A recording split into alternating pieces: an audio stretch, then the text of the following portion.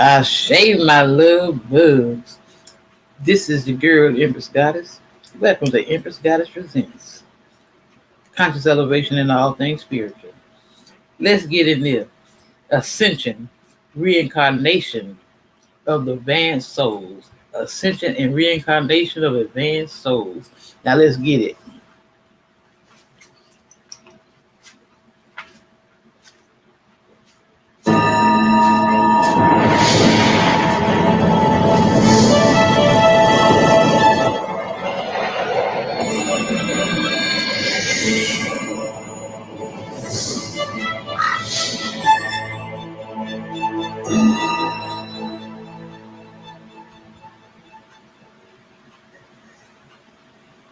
Parting the veil, getting through the lessons of what it means to be human. He sings, he dances, he used to smoke weed. It's legal in Colorado, Guy MTV. Parts and pieces like Lincoln Logs built up in concatenations of the mind and word salad. It doesn't even mean anything, but yet you're entertained, aren't you? Hey, I'm here. I'm your buddy. We're hanging out. This is Ascension class, Parallel University. And we're going to talk about Ascension, the promise of what we're here for, to evolve into the next level of what it means to be human. We're not going to be fighting anymore like little army ants that are warring over some little piece of food, and oops, you happen to step on them, and they're gone. And they were so involved in that little fight, but now their bodies are broken out. Okay, don't get so hung up on the game here. Don't fight over the little pieces of ant food.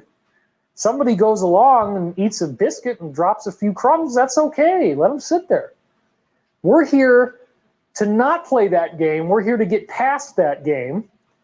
But until you get past that game, you're stuck in reincarnation. We're going to talk about that. And we're going to talk about special people. And you're probably one of them, or else you wouldn't be watching the show. You're going to find out what those criteria are. ET souls, volunteer rescuers for humanity, who had long since evolved past the point of needing to be human in third density, but voluntarily return to help humanity out. And it's a fascinating discussion. So Ascension is the topic, and we are taking you deeper and deeper into the real core of why I started this show, which now is about 1 year ago. Basically, it's been about a year. Actually, we're a little bit past the year point. I think the total number of episodes I've done now is 54. There's 52 weeks in a year. So we're cranking this out every week. But I've been doing this for so long, as you're seeing, there's just an endless wellspring of stuff to talk about, and there is so much more that I haven't gone into yet. It would be impossible to even try to set up all the different stuff that we're going to get into, and how cosmic it is, and how it's all interrelated, and how it threads into a big, big, big narrative. But maybe eventually I'll run out of stuff, and by then we'll all be in fourth density, and it won't matter, because it'll be thought balls, and I shoot it to you, and you shoot it back to me. And forget about email. This is instantaneous communication that makes the mouth talking seem like ridiculous dial-up speed. Nobody's going to use it because it's obsolete, unless you have to talk to somebody who's not at that level yet. The geometry of the universe has cracked open the door to a whole new philosophy. And specifically, when we get into the Ascension teachings, we've looked at the 1950s channeling vetted out by W.B. Smith. George Hunt Williamson, his right-hand man, wrote this book, Road in the Sky, back in 1959, talking about the extraterrestrial prophecies of ascension from the 1950s, telling us we're moving into a cosmic cloud that's going to rewrite reality as we know it. And I've showed you the scientific proof that that's happening. They got this information in 1952, but we can demonstrate that there is, in fact, interplanetary climate change. The Earth is doing weird stuff. Polar vortex descended over America. There's all kinds of abnormal heating and cooling going on. Global warming and greenhouse gas does not explain this. It's very embarrassing for the people who thought that explained it. Now we're getting into the part of the book where they go back into the Bible And we're seeing a through line from the Zoroastrian tradition that talks about Fraso Kererti, the end time, the end of time. Very important point. Time as we know it shifts somehow in its basic function as we go into this higher density. Now, you can't fully inhabit fourth density in a physical body. So it may be that you go through a natural death, just like you live your life, and at the end of your natural life, you're now going to come back to the earth in fourth density. If you have attained that grade of evolution, in which, in the law of one philosophy, which I ascribe great significance to, you have to be at least 51% or slightly over 50% oriented towards helping other people, service to others as they call it, instead of service to self, which is manipulating and controlling other people for your own benefit. That's what you're here for. All the other stuff that people get so caught up about doesn't really matter. And once you understand the reason why you're here, you can begin to master this world and master the illusion, and the earth will kick energy into you and the sun and the galaxy and heal you and get you to your top fighting form so you can be ready to help radiate realization of the oneness with the Creator to those around you and help transform this whole game that we live in so that it doesn't have to keep having a villain that is oppressing us and betraying us and lying to us, such as by weaponizing the food supply.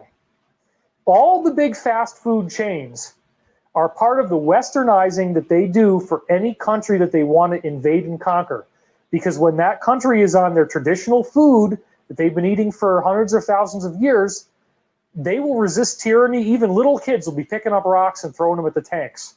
But as soon as they get in there with all the burgers and the French fries, and the fried food and the processed food, people will let the tanks roll right over them.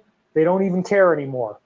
And one of the big keys here, again, is the weaponized wheat, weaponized corn, weaponized dairy, believe it or not, through the way that they're treating the animals with antibiotics and hormones. Sugar is weaponized. It's like cocaine, 7 times more addictive for rats than the cocaine lever. It's very important to try to make healthier choices and think about what you're putting into your body, because it's all part of the ascension process. It matters. Now, can you ascend without having a healthy diet? Sure. It's not about technique, it's about soul.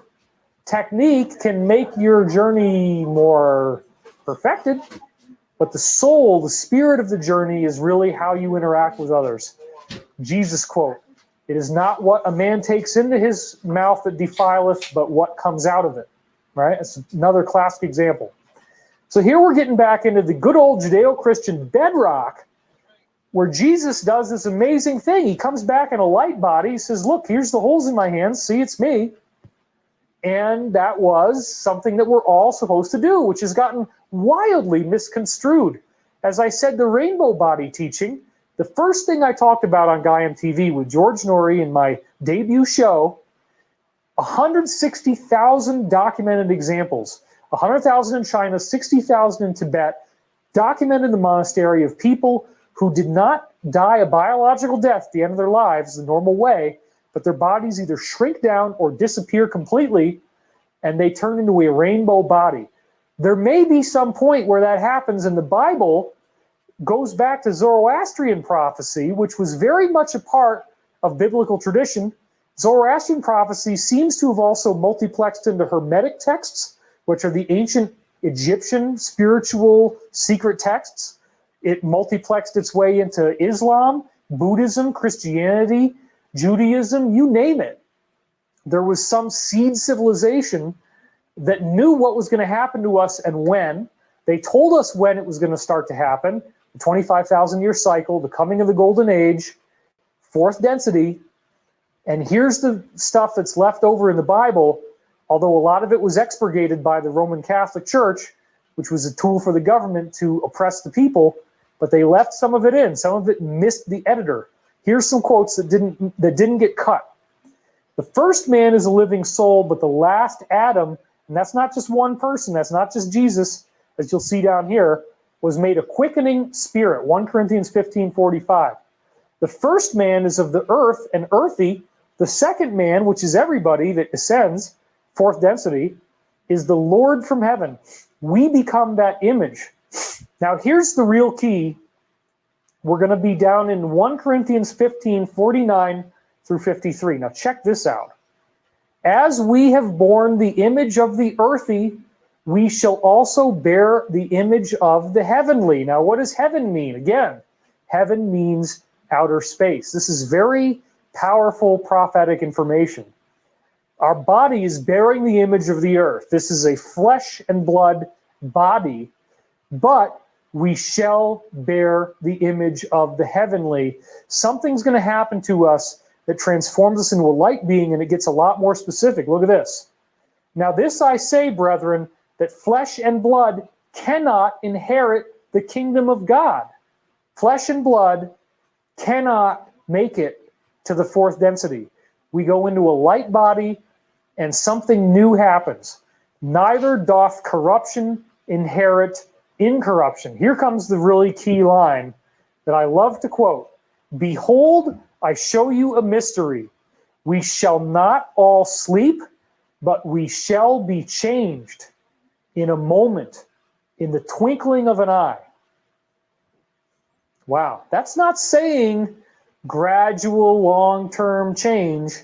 And this is one of the main quotes that really had me hooked on the spontaneous model of ascension. We shall be changed in a moment, in the twinkling of an eye.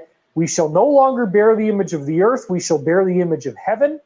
And at the end of Synchronicity Key, there's all these quotes from the Quran where they talk about the day of clarification, this incredible energetic release that seems to happen all around the earth, this blinding white light that transforms us. Ready or not, here it comes. And if you're ready, then you ascend into fourth density. If you're not ready, then ultimately, as various sources like the 1950s channeling say, you end up doing it all again on another planet. And that's not punishment, that's not hell, and that's not purgatory. It's appropriate for you if you haven't learned the lessons of why you're here and what you're really doing here and what's the agenda, what's the driving reason behind all this. Why am I telling you that space and time don't really exist and it's all emanations of a geometry? Why am I telling you the universe is alive and there's only one consciousness? It's because we're in third density now and we have a veil, but it's going to be lifted. And when the veiling stops, if we're ready, we go into fourth density. We now become incorruptible. Instead of bearing the image of the earth, we bear the image of heaven. Instead of being the son of man, we become the son of God.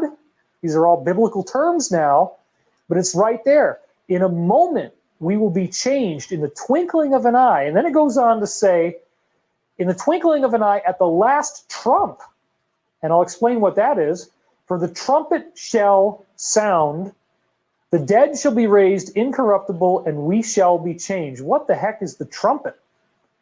It's a vibration, vibrational shift. The trumpet sounding is a new vibrational frequency, a new vibrational level that actually appears, and the dead shall be raised incorruptible. Now, of course, if you read fundamentalist Christian tracts and other religions as well, in some cases, you got to turn to the back of the book, the little handbook they hand you. And you got to turn to the back and see where it's all going. Because no matter how cool it sounds at the beginning, you're going to get the hard sell at the end, right? Everybody knows that. You go to the back, and what you see is people rising up out of their coffins, and it's Judgment Day, right? The dead will be raised. It's all from this one quote that's paraphrased from Zoroastrian scripture, and there's two scholars, Boyce and Grenet, that concluded that in their book, The History of Zoroastrianism, which I quote from rather extensively in one of the later chapters of my book, The Source Field Investigations. So what we're dealing with here is a prophecy of spiritual death being conquered, not physical death where literally zombies are coming up out of the ground. The dead shall be raised incorruptible. People that have the mark of the beast on the forehead in the book of Revelation, that's the closed down pineal gland, the closed down third eye that prevents them from having access to the cosmic nature of who they are, and that will be transformed.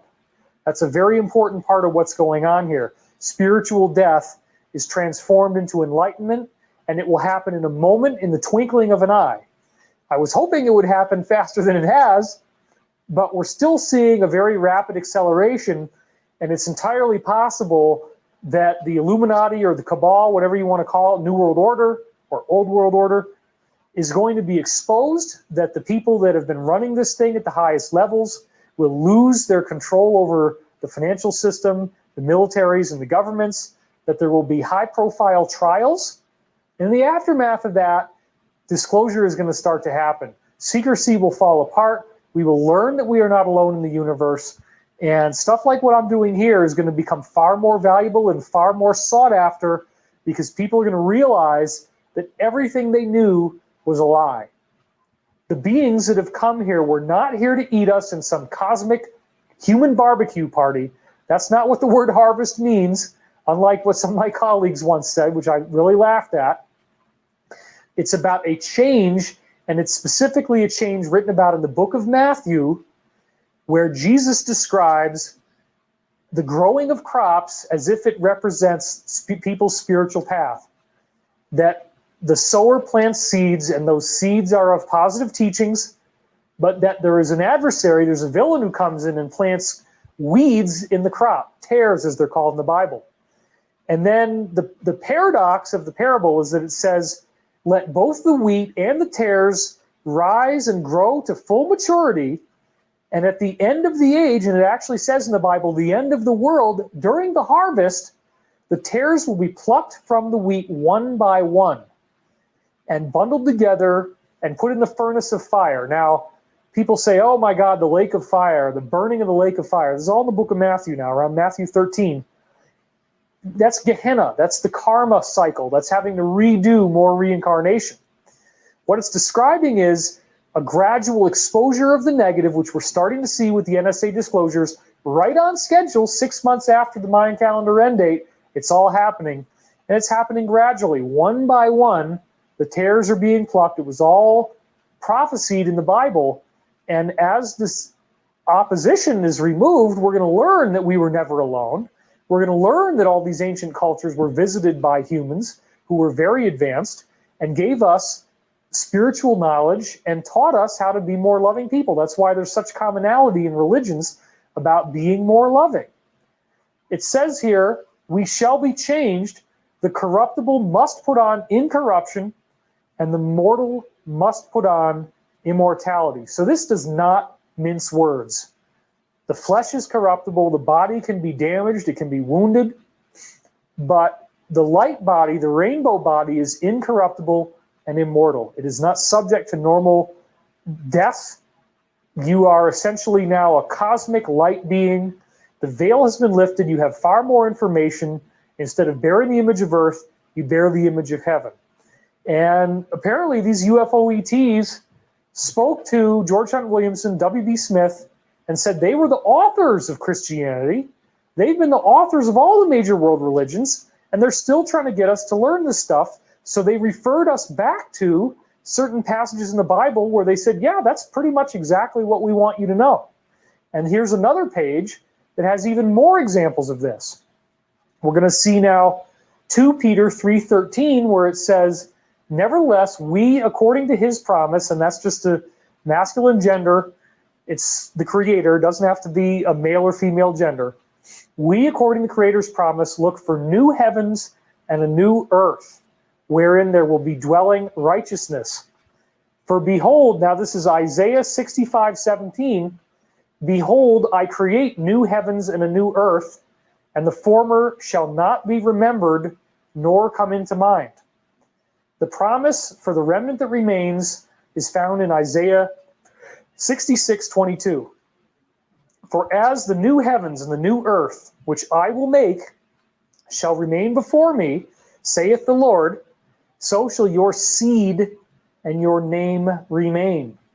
What's that saying? That's saying that this change, even though you go into a light body, your seed, which could be representing your DNA, your soul, your identity, is not lost.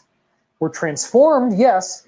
We go through something powerful, and they specifically talk about new heavens and a new earth. The earth is changed in some very dramatic way, And the heavens, of course, what's the nearest heavens near us? That would be the solar system. We're seeing interplanetary climate change in the solar system. We're seeing the planets becoming brighter, hotter, and more magnetic, like I was talking about. It's really amazing. Now, this quote right down here, this is Luke 21:25 through 28. And again, if you're a Bible thumper or not, go look this up yourself. Don't take my word for it. Luke 21:25 through 28. This is probably some of the most important information in the whole Bible because it totally validates everything that I've been telling you on this show about ascension, which is the real reason why I'm doing this, is to teach you that yes, this is going to happen. We don't know when, but it's probably going to be within our lifetimes that we will be seeing very phenomenal stuff taking place. The total breakdown of government cover-ups and secrecy, and the opportunity for us to start developing these ascended abilities while we are still in a human body. The mortal takes on immortality, the corruptible takes on incorruption, and we are changed in a moment, in the twinkling of an eye, as a result of this vibrational increase that they liken in the Bible to a trumpet sounding. Now let's read what Luke 21. I told y'all that Bible is a guide to help us through life. Esoteric. You got to learn how to decipher that thing. The kingdom of heaven is within. Is it not written in your scripture that ye are God? The kingdom of heaven is within. To say here, because this blows my mind. It pays off everything I've been talking about. There shall be signs in the sun and in the moon and in the stars. Right there, that's interplanetary climate change. We got the sun, we got the moon, and the stars is probably a mistranslation of what was originally also planets. So right in our own neighborhood, they're describing in the Bible and in the book of Luke an energetic transformation of our solar system, which I've been telling you is really happening. And it changes our DNA, which we can prove is already happening. The frog salamander experiment. Energize salamander eggs with a laser. You pick up photons that will change and rewrite frog eggs into salamander eggs. And lo and behold, those frog eggs don't show any signs of being frogs. They turn into salamanders. They grow to adulthood. They don't have any of the complications of cloning. And it gets better. Not only are there signs in the sun, the moon, and the stars, but it has very physical effects on how people feel on Earth. Upon the Earth, there will be the distress of nations with perplexity. The sea and the waves will be roaring. That's definitely happening. Men and women's hearts failing them for fear, for looking after those things which are coming on the earth. For the powers of heaven shall be shaken. So this is describing what in other biblical texts and other religious texts say there will be a time of distress on earth such as never before been seen in the history of human life on earth. In the Norse mythology, they talk about it as the Ragnarok, this epic battle, seemingly catastrophic, seemingly cataclysmic. Egyptian mythology talks about it. Buddhist prophecy talks about it. Islamic prophecy talks about it. Everybody's expecting that this time that we're in right now is going to be tumultuous, difficult, chaotic, painful, upsetting, but ultimately transformative. It's not some end. It's a new beginning. It's the end of time as we knew it, but it's not the end of existence as we know it. A very important difference right there. So we're seeing now that people's hearts are failing them for fear. They're perplexed that there will be new heavens and a new earth, signs in the sun, the moon, and the stars, but the sea and the waves are roaring. People are freaking out. There's distress of nations. Now check this out. This is the part where Bible-thumping fundamentalists say, well, this is us, man. Our little church, of which there's 38,830 denominations of Christianity, bear that in mind, 38,000 sects, and many of them believe that they're the ones that are going.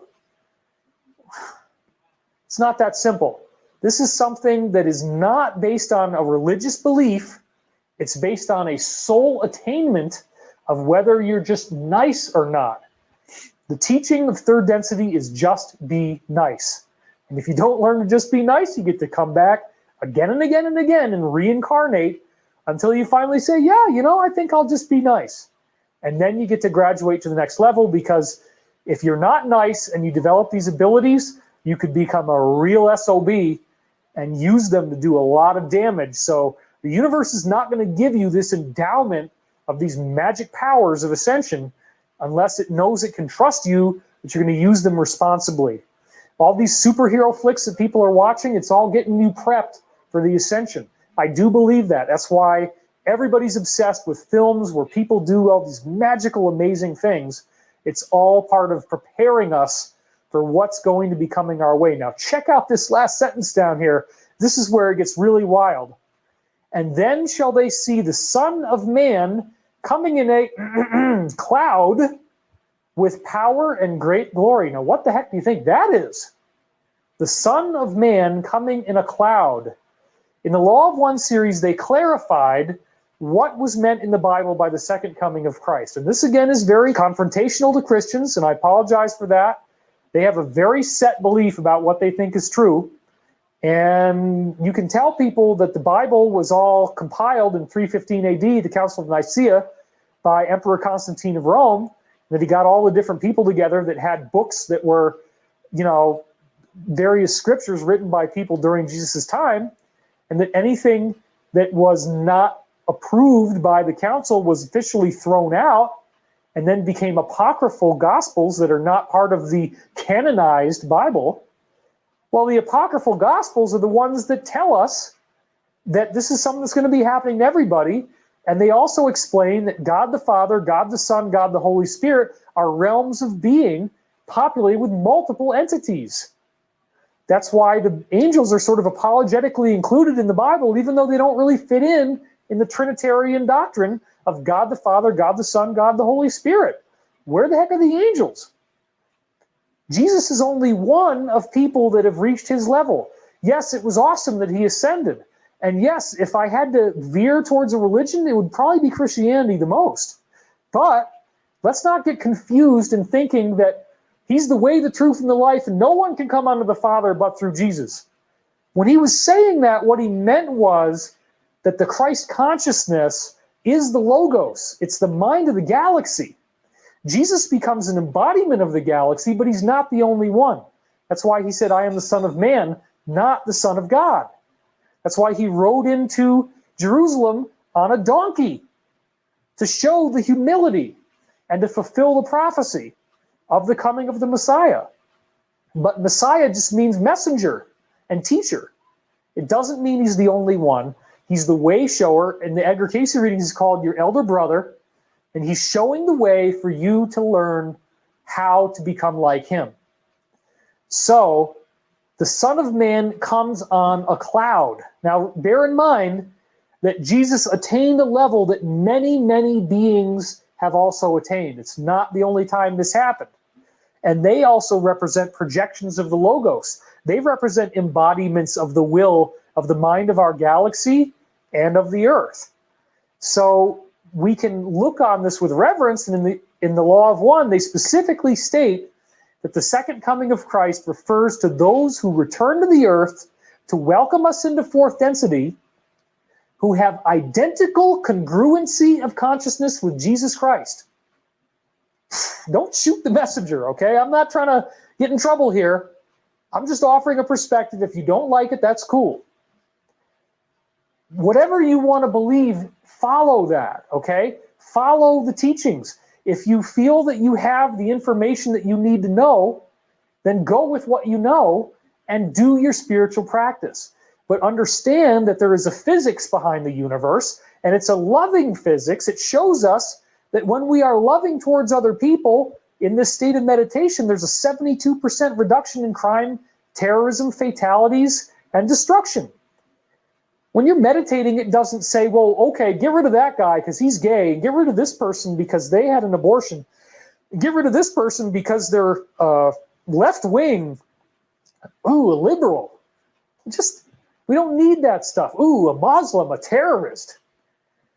Everybody's here trying to learn the same thing. We're all growing in the same direction, and everybody, when you go into the afterlife, We all have a soul. The soul knows that we're here on a spiritual path and that we're all trying to learn the same things. Everybody gets a contact with the Christ consciousness, or whatever you choose to call it. It is not like you have to go to church or you have to read the Bible. It's the same heart of the universe. It's the loving spirituality of our Maker, which is a seed that's in everyone. That's why the hero's journey archetypal story is contained in all these Hollywood screenplays and all the great world myths, because it's our story. And whenever we see it and hear it, we are really captivated by it. And Jesus came to embody the myth. So coming in a cloud with power and great glory is talking about the arrival of craft in the sky, flying craft that the word cloud was used for. And then it says, when these things begin to come to pass, and we're seeing UFO sightings happening now, just since 1945, after we tried the first nuclear test in Trinity Island there. After we tried the first nuclear test in Trinity, that's when it began. Then it says, look up and lift up your heads, for your redemption draweth nigh. Incredible that this actually made it past the butchering. That's why it's called the greatest story ever told, people, because that's just what it is, a story. In the Council of Nicaea, and we have a prophecy that tells us what's going to happen, that beings identical to Jesus are going to be returning. They're ascended beings. They are very powerful spiritual beings. They will welcome us into fourth density. At some point, this trumpet will sound. The spiritually dead will be awakened. They'll be raised incorruptible. The physical body transforms into light. The rainbow body act.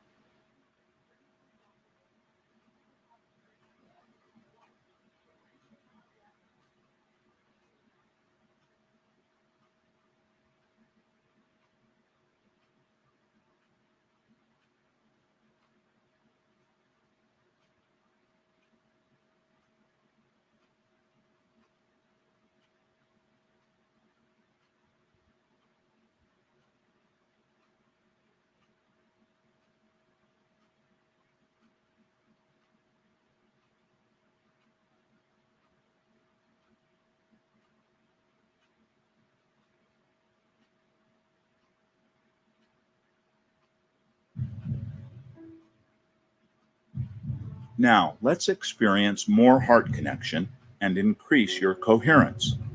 Howard Martin will lead you through the quick coherence technique. I'd like you to bring your attention and awareness to your heart, to the center of your chest.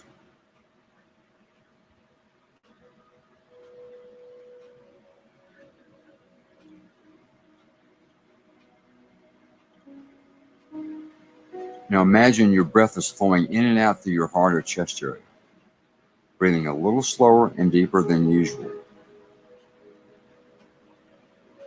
Just find an easy rhythm that's comfortable. Putting your attention around the heart area helps you center and get coherent.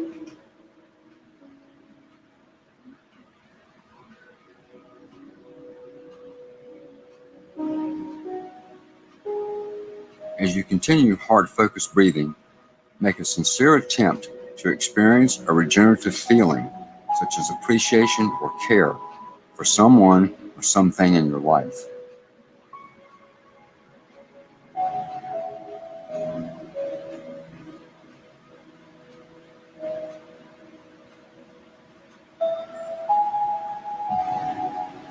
Perhaps you can re-experience a time when you felt love or appreciation for a person, a pet, a time in nature, an accomplishment. Just breathe the attitude of love or gratitude.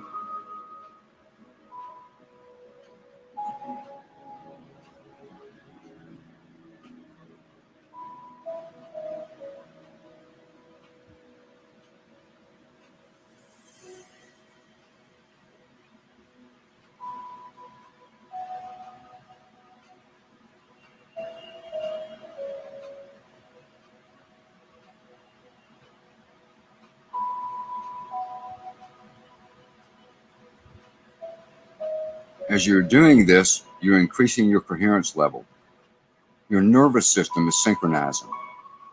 Hormones are being released into your system that regenerates you. Signals from your heart to your brain are moving through your emotional and higher brain centers. This opens the door for you to experience more uplifting emotions and access to intuitive insight.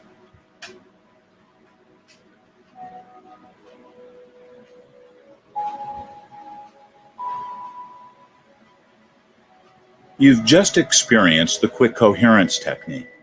You can shift to your heart and do it anytime, anywhere, eyes open or closed.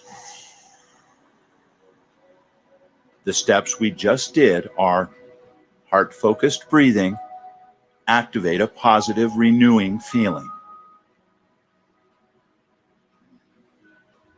Quick coherence activates our heart qualities, such as care, compassion, and gratitude. If you can't feel one particular heart quality, go to another one, while continuing heart-focused breathing to energize the heart quality. This starts to release the neurochemicals that lift your system, clear your mind, and increase wholeness.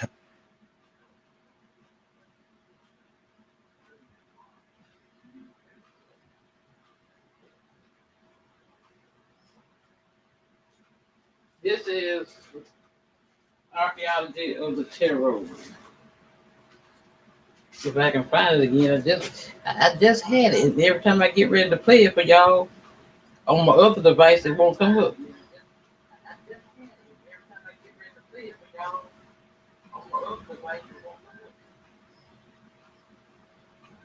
There we go.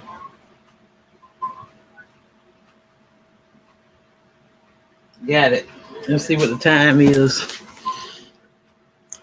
36. Heads Up Treasures in Time, which really deals with biblical prophecy and incredible things that he has been researching.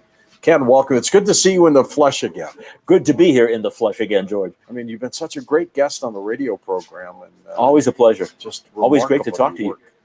We're going to talk about a lot of different things today, and we're going to highlight with some special things about the Torah and what it all means. But I want to talk with you for a little bit about something that scares the living daylights out of people, and that's end times prophecy. And so many people say, Ken, you're in end times right now. It's over for all of us. Where are we with that? Where are we with that? Well, somebody asked a great rabbi, when will the Messiah come? When will the end be? And he answered, every day. But when can you give me a clue? And he said, when we make the world ready to receive. I think I got something else. That's the human goal. That's Not how ready. do this here. Let's check out Transcendence in the pineal gland. Transcendence in the pineal gland. Let's see if I can get it. Now, this is rewired.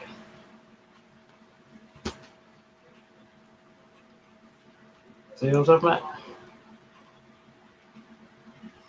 There we go.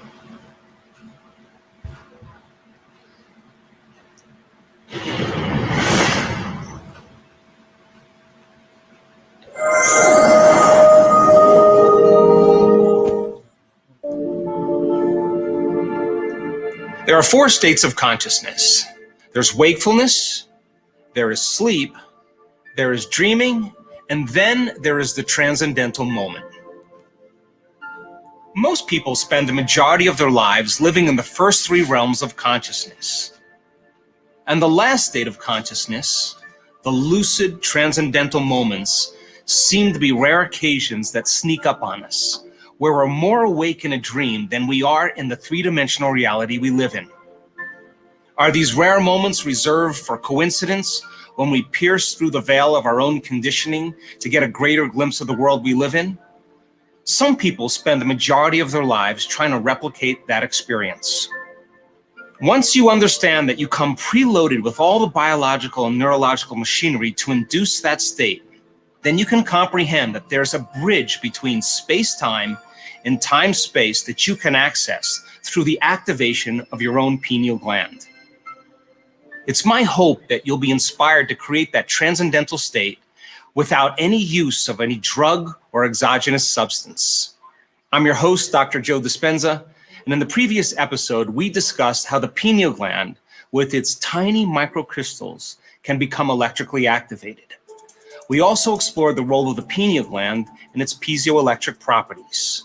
When there's a mechanical stress applied through a specific breath that you've learned, the body begins to function as a magnet, producing an external electromagnetic field.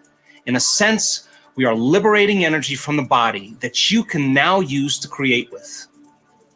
In this episode, I want to continue your understanding of how those tiny microcrystals that become electrically activated can begin to oscillate and pick up frequencies that are beyond the senses. This is when the pineal gland becomes like a radio receiver, capable of transducing those frequencies that carry vital information into meaningful imagery.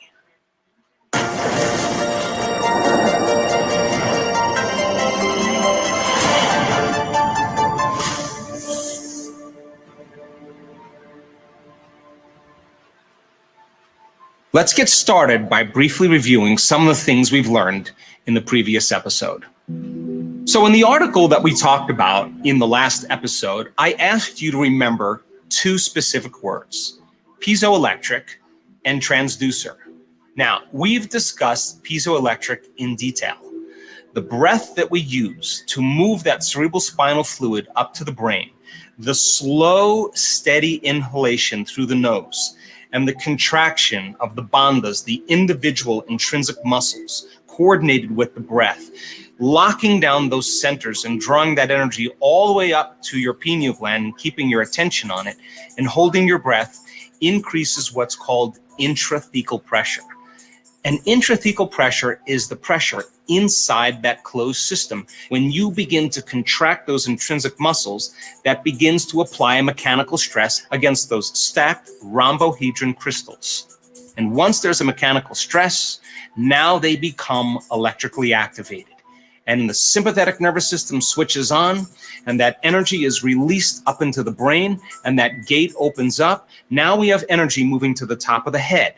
Now we have a positive charge on the top of the head and a negative charge, and as that energy moves, we begin to produce that external electromagnetic field, a torus field. The other word that I wanted you to pay attention to was transducer. A transducer is a device that converts variations in physical quantity, such as pressure, like we talked about, into an electrical signal or vice versa. It is anything that receives a signal in the form of one type of energy and converts it to a signal of another form.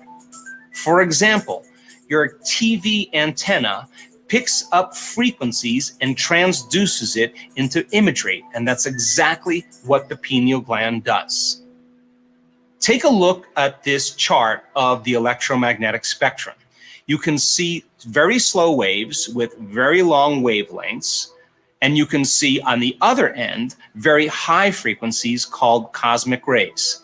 And as we said, when your eyes are picking up light, the wavelength of that light begins to activate serotonin and melatonin, and now we function in three-dimensional reality.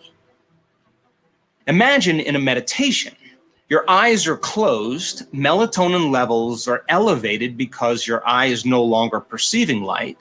There's an activation of the pineal gland.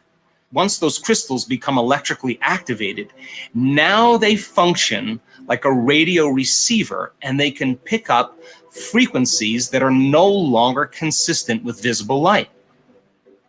Anything that's material that travels to the speed of light will turn into energy. Then the quantum field exists beyond the speed of light. Now, why is that important? Because once the pineal gland is activated and now it functions like a radio receiver, what is the physics that combines the frequency that we're tapping into with our biology in our brain? The purpose of meditation is to get beyond the analytical mind. And as you learned in previous episodes, what separates the conscious mind from the subconscious mind is the analytical mind.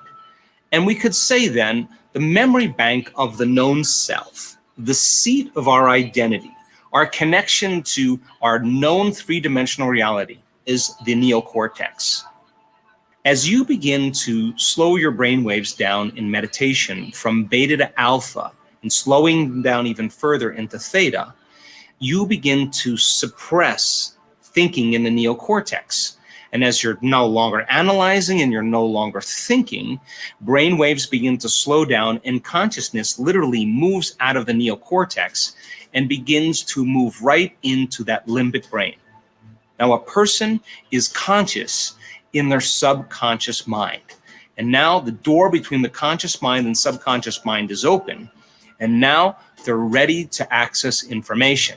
In other words, if your analytical thinking mind is functioning in high beta, you're separated from the operating system where you can begin to connect to the quantum field.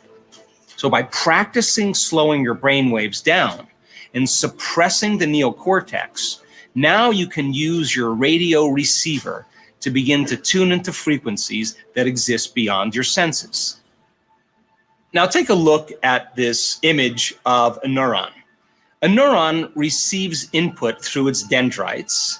It processes all of the information coming from all of those branches and integrates that information, processes that information, and then sends the information out in an output mechanism. Now, I want to talk about the transduction mechanism in the brain. Now, once the pineal gland becomes electrically activated, once those microcrystals begin to shimmer and oscillate, they can tune into frequencies that exist beyond your senses. And now, information in the form of frequency can be received as input into the pineal gland. The pineal gland begins to process it in the thalamus and in the hypothalamus, and the hypothalamus then begins to send signals to the pituitary gland, and the pituitary gland begins to become the output mechanism and begins to release very vital neuropeptides. Remember, the quantum field is an invisible field of frequency that unifies and connects everything material. And its signature, as you get closer and closer to that very source energy, are greater and greater degrees of order, of harmony, of wholeness, of oneness. So when the pineal gland and the brain is functioning in a very coherent manner, it can now pick up a signal, and the orderliness begins to produce a very orderly chemical expression that begins to influence every one of the hormonal centers or energy centers of the body. At the very exact same time, the back part of the pituitary, called the posterior pituitary, begins to release different chemicals in the output mechanism. And one of those chemicals is called oxytocin. Now, oxytocin is produced in the brain and in the heart. And once oxytocin levels are released, oxytocin seeps right into the amygdala, the survival center of the brain. And it shuts the lights out for fear, for pain, and for aggression or anger. And there's only a group of circuits left called love and joy. And all of a sudden then, oxytocin signals a chemical called nitric oxide. Nitric oxide signals another chemical called endothelial-derived relaxing factor. And that chemical causes the arteries in the heart and the lungs to literally dilate. And now we have more energy and more blood flow going right into the heart. And this center begins to awaken, and the person starts to feel an incredible gratitude for being alive. Now, the emotional signature of gratitude, when you are receiving something or something that's just happened to you that you find pleasurable, you say thank you. So the emotional signature of gratitude means something's happening to you or something has happened to you, and you're in the ultimate state of receiving. Now that we're in the state of receiving, something amazing happens. All of a sudden now there's processing that goes back from the pineal gland right back to the pituitary, which then affects the thyroid, affects the heart and the thalamus, and all the way down the energy centers. And there's a cascade of chemistry that's created. Let's remember what happens when we do the breath. As you begin to move that energy up from those lower centers, once energy makes it to the fourth center, the energy will continue up into the brain. as it moves up and activates the pineal gland, and the pineal gland begins to signal the pituitary. Now, all of a sudden, it begins to release its neuropeptides and neurohormones. We now know that there's an external electromagnetic field. Now, when the person starts to feel gratitude, they're in the perfect state of receiving. And now there's a reverse field that's coming in through the top of the head that begins to draw energy from the field right into the brain. And that frequency is carrying information. And this then is when the pineal gland causes melatonin to get an upgrade. This article that I found shows that melatonin has many derivatives, or what we call metabolites or sister molecules. Serotonin and melatonin are dependent through our senses on the frequency and the wavelength of visible light. You close your eyes now, and all of a sudden, you're no longer processing visible light. Melatonin levels start to go up, and the pineal gland begins to receive the input and begin to activate the pituitary to create more coordination or more neuropeptides that create more harmony in the hormonal centers. And the posterior pituitary begins to release oxytocin, and the person feels grateful to be alive. One field that's going out, all of a sudden that second field reverses, and that frequency now is going to cause melatonin to get an upgrade. In other words, melatonin now is going to transmute or change into some very powerful molecules. And in this article, it's very specific that melatonin is already an antioxidant, but now melatonin gets a very big upgrade. And now it produces two of the most powerful antioxidants known to man. Now, what's the significance of that? Antioxidants are anti-cancer, anti-aging, anti-stroke, anti-neurodegenerative, anti-inflammatory, antimicrobial. Melatonin already causes us to relax, but now it's going to begin to produce what's called the benzodiazepine. These chemicals fit into the same receptors as serotonin and melatonin, but they carry a very different message. The release of these benzodiazepines is literally going to sedate further the neocortex and shut down the survival centers in the brain. There's a suppression of overthinking, of overanalyzing, of thinking about the future or the past. The body relaxes into the present moment. Take that molecule and tweak it again, and you have the most powerful hallucinogenic known to man, dimethyltryptamine. And now the person is going to have profound, lucid inner vision. In other words, melatonin already causes us to sleep, but when it becomes a transducer, that frequency then is transduced into profound imagery, the same way a TV antenna takes frequency and turns it into a picture. And the pineal gland has been called the third eye because we're having a profound inner vision that is more real than the world we live in. And we can say then, the person is having a full-on sensory experience without their senses. And the second chemical made from the posterior pituitary is called vasopressin, antidiuretic hormone. And when vasopressin levels are elevated, the cells of the body now can store more water. And now the cells are prepared for a greater frequency. And all of the cells now begin to oscillate and produce more coherent light and information. And we could say in one moment, the person's getting a biological upgrade. Information from the field is literally changing the human operating system. I want to talk about frequency because most people think that frequencies are just waves. But I want you to think about frequency another way. Now, when the pineal gland becomes electrically activated, many times we start to see these fractal patterns. With our eyes open, with our eyes closed, we start to see these complex geometric patterns. And the more orderly those patterns are, the more coherent the energy is. It is those standing waves of energy that the coherent brain and the coherent heart will begin to transduce, just like a barcode. A laser reads the barcode and it interprets the information. Pineal gland decodes that information into profound pictures and imagery. Here's my greatest definition of the pineal gland.